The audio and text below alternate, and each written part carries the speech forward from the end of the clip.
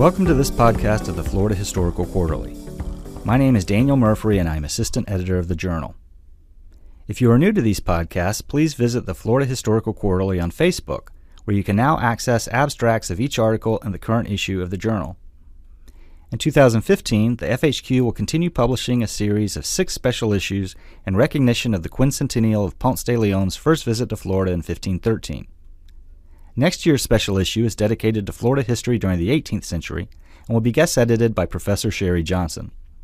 Please look forward to publication of the issue in early 2015. Today's podcast features an interview with Dr. C.S. Monaco, a courtesy professor of history at the University of Florida. He is the author of several works on antebellum Florida, including Moses Levy of Florida, Jewish Utopian and Antebellum Reformer. In today's interview, Dr. Monaco and I discuss the content of his article titled Wishing That Right May Prevail, Allen Hitchcock and the Florida War, that was recently published in the fall 2014 issue of the FHQ. Please introduce yourself to our audience and tell us a little bit about your academic background. Well, I've been writing articles and books for the last 20 years on a variety of historical topics. Most of them have a lot to do with Florida history. And, in the past I focused on Moses Elias Levy. Most people know about his father, David Yulee, and I wrote the biography on Levy about 7 years ago now. Most recently, I'm concentrating on the Second Seminole War. This present article is probably end up as a chapter in a new book that I'm writing that really centers on the cultural and social ramifications of the war rather than the purely the military aspect. A lot of people are interested in that, but I'm a social historian and I don't pretend to be a military historian at all. So I'm looking at it through a different lens altogether. Kind of moving toward the recent article, the article that's about to be published in the Florida Historical Quarterly. Who was Allen Hitchcock, and why did you decide to focus on him? Well, Hitchcock is a fascinating character from a variety of perspectives. He was an intellectual. He was the grandson of General Ethan Allen on his mother's side, and he also had a 50-year record in the Army from 1817, when he graduated from West Point, to 1867 after the Civil War, which really represents just a tremendous amount of time and perspective on what they call the Old Army.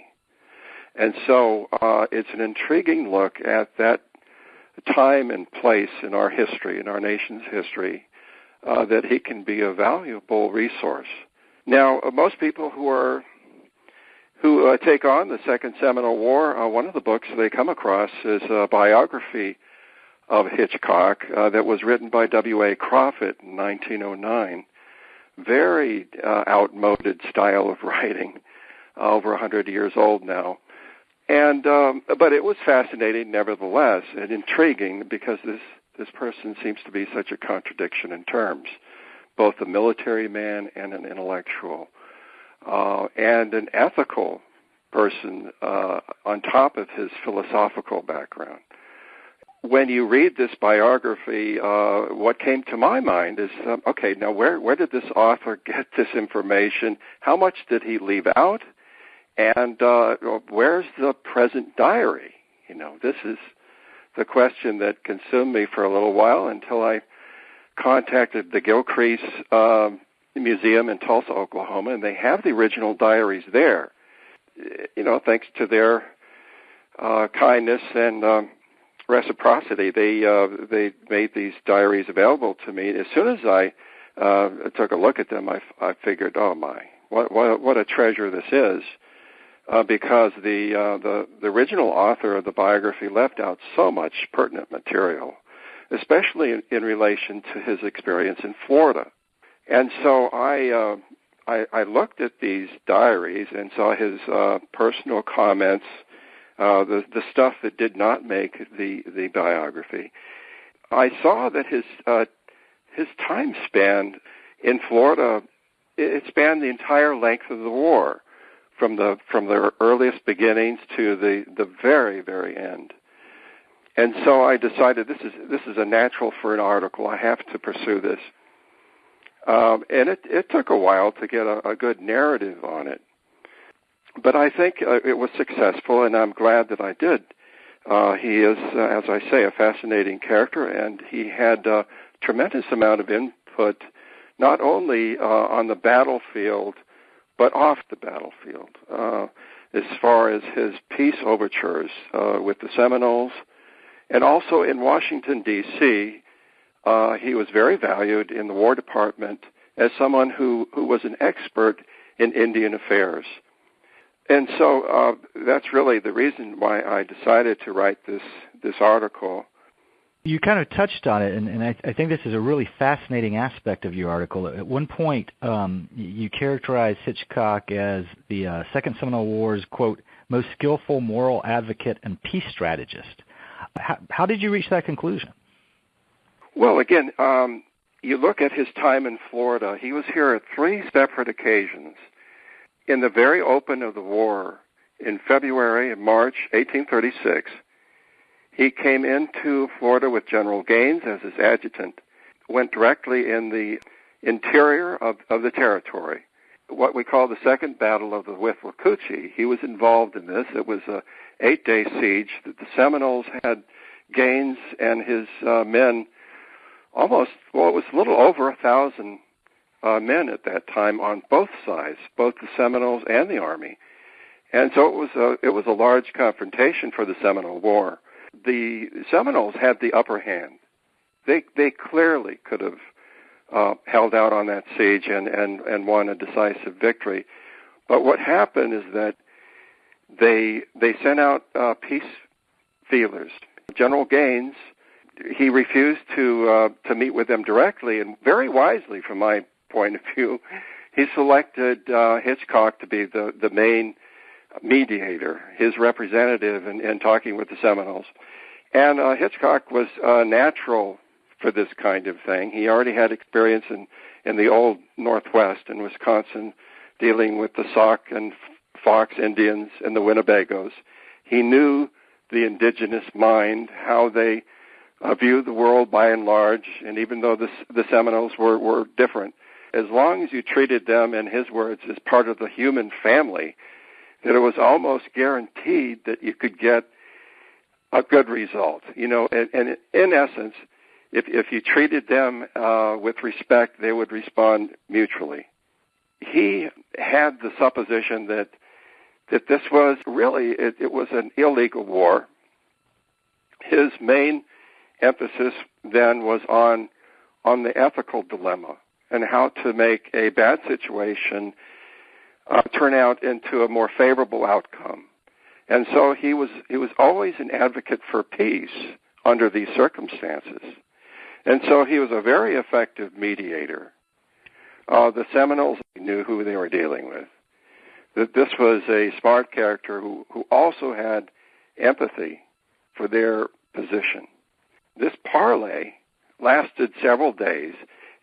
Unfortunately, General Clinch's relief force came at the very critical moment, and instead of enacting a peace strategy that both of them had agreed on, it was broken up immediately. But the Seminoles held out for several weeks and didn't have any kind of aggressive move. They had already promised Hitchcock they would spend their time to the south of the Withlacoochee River and wouldn't partake in any kind of aggressive moves, and they didn't do that. So they maintained their word. They wanted to end the war.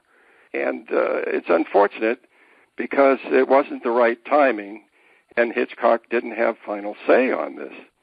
It was really up to Gaines, and then after he withdrew, it was General Scott, who wasn't in the mood for any kind of peace overtures. So, and he was an ethicist. He was a very moral-centered intellectual. The second moment when he was in Florida, this was towards the middle of the war in 1840, and once again, instead of enacting a very militaristic, aggressive posture, which was really the secret of success if you wanted to get a quick promotion in the Army, he did the opposite. he advocated an overture of peace again, that we could, or the Army could suggest that the Seminoles just merely withdraw to the southern part of the state, and that they wouldn't be required to go to the west, to the Arkansas Territory.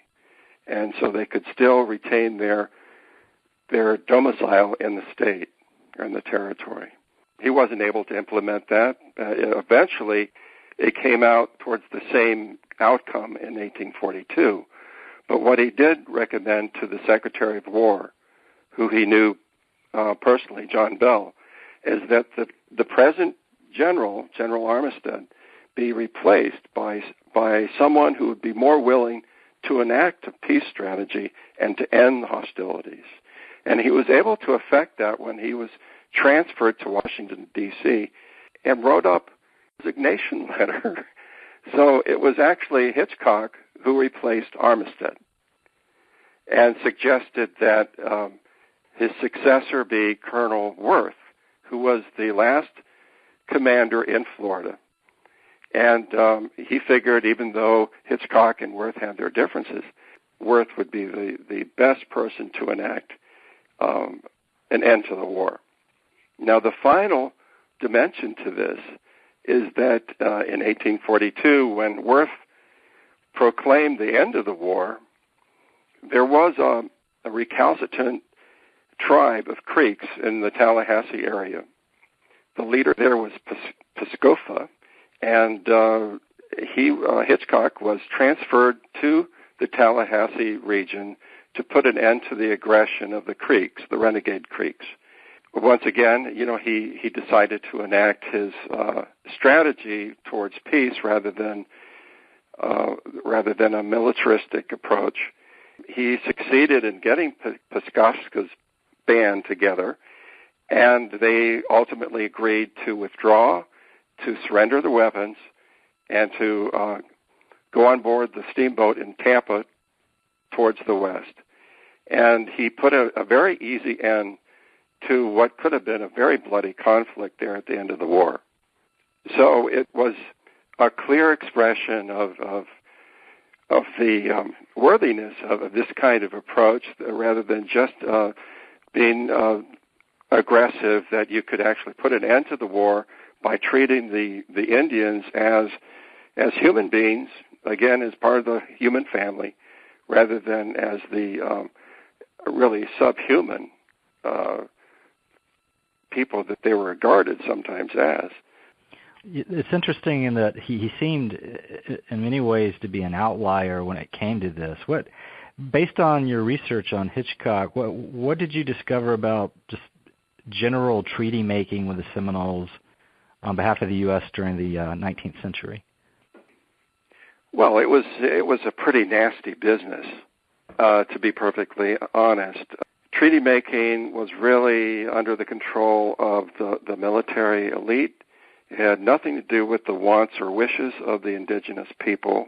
It was already decided they were to be removed, and the military and statesmen who were sent down here to effect these treaties did every kind of nasty technique they could to coerce the Seminoles to remove. What I discovered is that when you go and study this in depth, even now when you read books, there's always the remark about the treaties as if they were legitimate. And they really weren't. The treaties were the white men's treaties. It really had nothing to do with the desires of the Seminoles, that's for sure. They did not want to leave. And so what they did is they really, especially the last two, the Treaty of Payne's Landing and the Treaty of Fort Gibson, the government under Andrew Jackson was under tremendous pressure to remove the Indians, really for the settlers, the white settlers and land speculators here. They wanted the land for themselves, and the Indians just got in the way.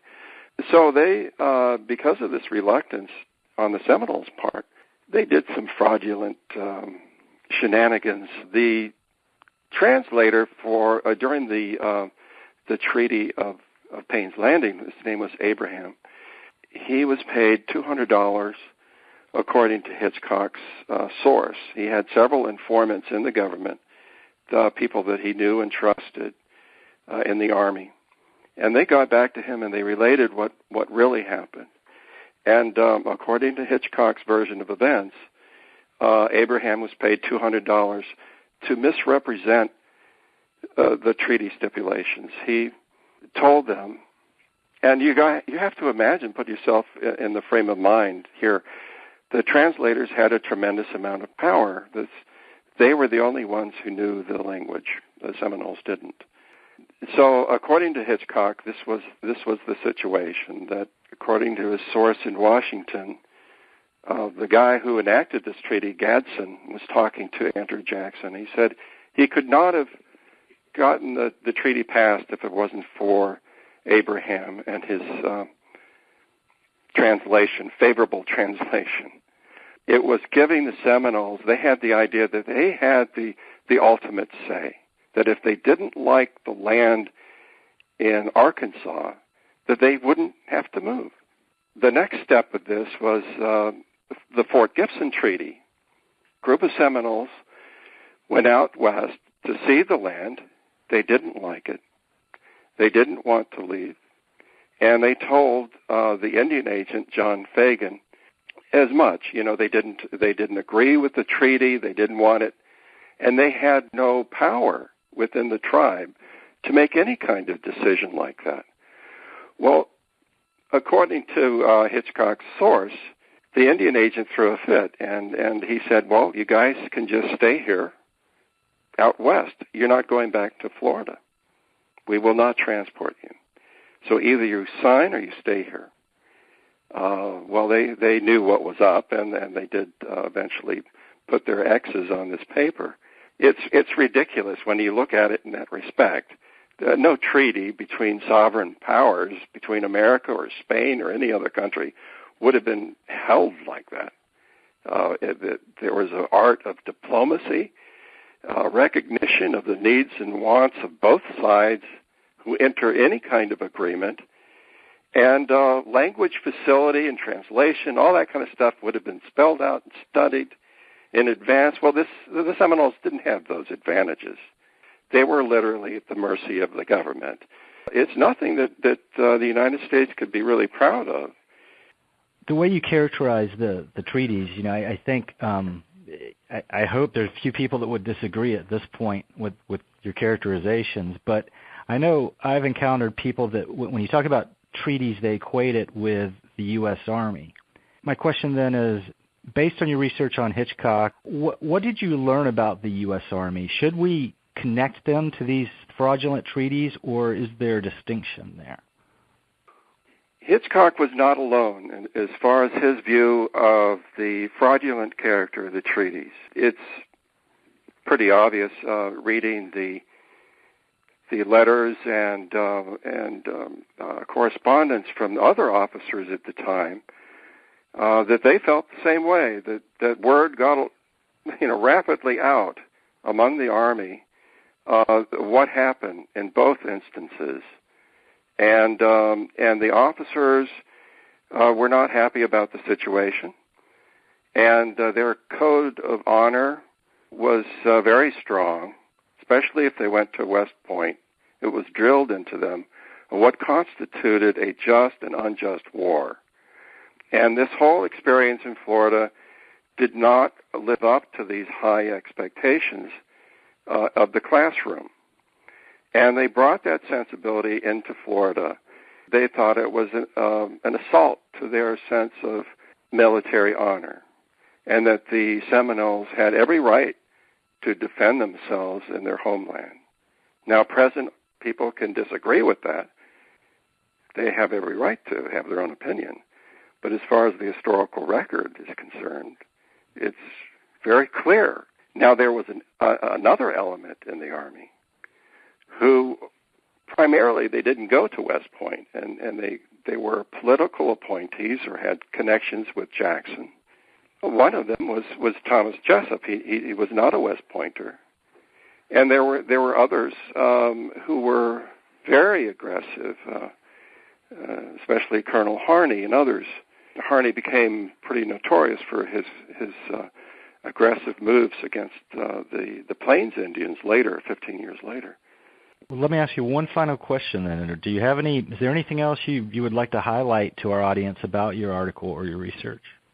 Yes, as part of my book, I've done a lot of research on many areas of the Seminole War that have never been really examined before in depth, and one has to do with health and medicine. For some reason, John Mann and the others who've researched the military aspects of the war itself didn't go into medicine at all, really. There was a very vague reference to sickness, but it was ill-defined. And after I went into it recently, I just finished another article that dealt with this subject exclusively. And what emerges here is a different version completely of what we've known the Seminole War to be. It all centered around the endemic nature of malaria and the various forms of malaria within the territory that really you could trace back to the Spanish if you investigated the documents there, and the English during their interregnum period in Florida. And then, of course, there's no surprise that as soon as the territorial period came to be, that they would have the same kind of endemic disease pattern, and that's exactly what happened. It was horrific. It was horrific in any number of instances. There was one point during the war, just very briefly, I'll tell you. Zachary Taylor, who was the commander, said, and he was recovering 6 months from malaria. He said that he couldn't depend on 1 in 10 of his men who were on the rolls. And this wasn't the sick rolls, but the healthy people. It was the single most detrimental aspect of the war. Now, a lot of historians in the past, they focus on human determination, human agency, and the agency of the environment and of disease has not been, it hasn't really been looked at. And so this is something I think is important also for any student, anyone who wants to explore this time period in Florida history. I would really recommend that you suspend your judgment on past work. We all tend to revere the names of, the Florida historians, and rightfully so. But don't take everything on face value. Go back and look at it with a fresh eye. And very often, like I discovered with Moses Levy and with the Seminole War, you can find some incredibly new aspects of this whole experience, the Second Seminole War. It becomes something totally new, and that is so gratifying as far as an aspiring historian. This is something that happens not too often. Well, I think that's really good advice for all of us looking at Florida history, any history, to be honest with you. I think your research has really given us some new ways to look at some topics we may have think we knew a lot about, but maybe we didn't. Dr. Monaco, I really appreciate you talking with us today. Well, I appreciate you having me on. It's been a pleasure. Thank you for joining our international audience for this podcast of the Florida Historical Quarterly. The Florida Historical Quarterly is the peer-reviewed scholarly journal of the Florida Historical Society. The Society was founded in 1856 and is the only statewide historical organization in the state of Florida. The Society is headquartered in Cocoa, Florida, and the editorial offices of the journal are in the Department of History at the University of Central Florida. I hope you have enjoyed the Florida Historical Quarterly podcast and that you will consider supporting future scholarship on Florida history by becoming a member of the Florida Historical Society.